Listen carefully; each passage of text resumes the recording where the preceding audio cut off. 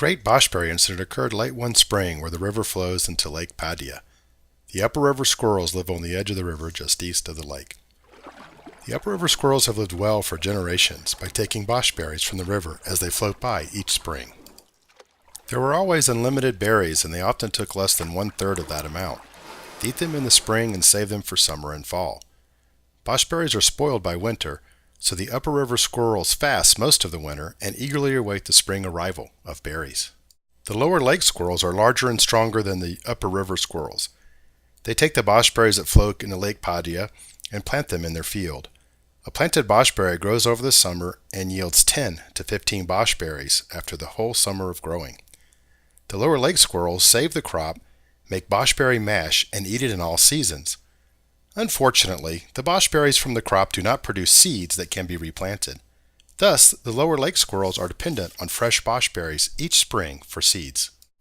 In recent years, the number of Boshberries flowing down the river has decreased, while the number of upper river squirrels has increased. Even though the squirrel tribes are of the same species and closely related, they have become enemies over the generations. The Boshberry incident occurred when the upper river squirrels took all the Boshberries that recent spring. As the spring progressed that year, there were no berries in the lake. The lower lake squirrels became worried and traveled to the upper river. They found the upper river squirrels with mounds of berries and one taking a lone berry from the river. They became angry and confronted their distant relatives. Suddenly, one elder lower lake squirrel and one elder upper river squirrel stood together. They shouted for everyone to be quiet. "We all have to work together," they said. "We must find a way to work together, or we will both suffer." So the elders and the adults and the children talked for hours and hours. They talked through the night. They tried to understand, why is it we don't like each other? Where did these awful names come from? They finally realized that all of this hatred and dislike came from two squirrels fighting years and years ago over something quite silly.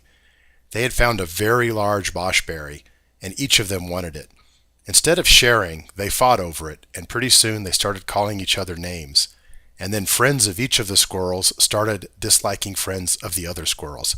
And before you know it, the two tribes were in conflict with each other, for no real reason. After determining that there was no reason for the squirrels to be unhappy with each other or to fight, they finally sat down and decided, how do we solve this problem? How do we figure out how to feed both tribes with the limited number of berries that we have now? The next morning they had an agreement. The upper river squirrels will share their berries, work with their new lower lake friends to plant several, and then share the crop when the new berries have grown in the fall.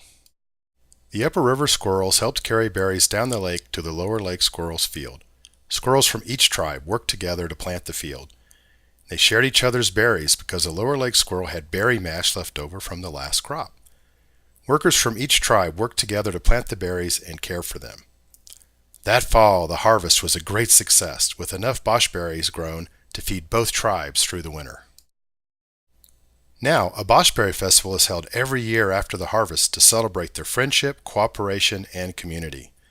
The squirrels learned that by working together, they could help each other and improve their own lives. Now the lower lake squirrels and upper river squirrels are the best of friends.